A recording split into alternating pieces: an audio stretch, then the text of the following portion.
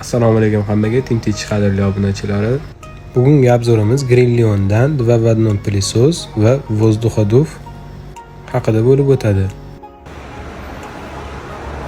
Ikkita tarafi ishlaydi, bitta tomoni havo haydaydi, ikkinchi tarafi havo tortadi.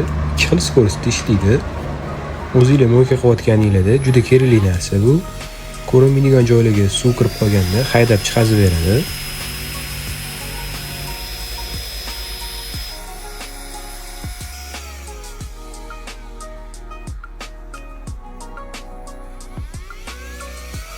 Va chang uchishi ham boshqa pылесосlarga qaraganda juda kuchli.